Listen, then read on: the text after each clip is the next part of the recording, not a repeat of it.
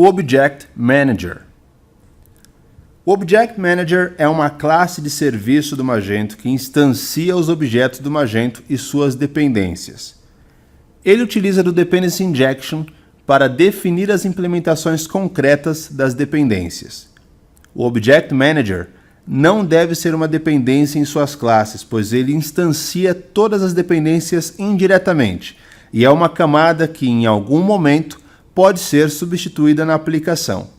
Uma exceção à regra são as factories, que precisem de uma implementação mais complexa.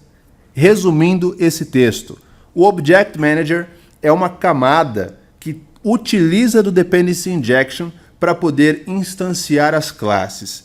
É a camada principal quando se fala em criação de um objeto, em instância de classe, tá ok? Então, tenha isso em mente. O Object Manager, ele faz todo esse trabalho under the hood, ou seja, você não precisa depender, você não precisa injetar o Object Manager na sua classe para que você consiga criar uma classe. Porque se você injetar a classe diretamente, o Object Manager vai agir no momento que a sua classe for instanciada, ele vai agir para que todas as dependências da sua classe também sejam instanciados e que todas as dependências dessas suas dependências também sejam instanciados e assim sucessivamente. Então o Object Manager, ele trabalha under the hood, debaixo do capô mesmo. Então você não precisa, inclusive a Magento desencoraja a utilização do Object Manager diretamente.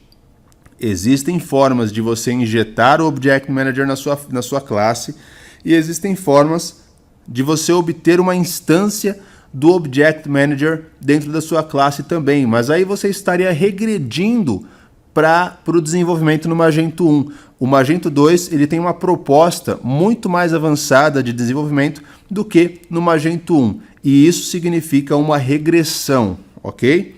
Você utilizar o Object Manager diretamente dentro da sua classe, às vezes acontece, às vezes é necessário, porém isso deve ser evitado ao máximo e a Magento desencoraja o desenvolvedor a utilizar essa camada de Object Manager diretamente na sua classe para criar suas dependências. Primeiro, pelo princípio de responsabilidade única, o Single Responsibility Principle. E segundo, porque essa camada em algum momento pode ser substituída. A camada de Object Manager que utiliza do Dependency Injection pode ser substituída num futuro, e se ela for substituída, o seu módulo se torna incompatível caso você utilize o Object Manager diretamente. Por isso, por esses dois motivos, você não deve utilizar o Object Manager diretamente, mas você deve entender como ele funciona, deve saber como ele atua por debaixo do capô aí, under the hood, para que você entenda como o Magento 2 funciona como um todo, tá certo?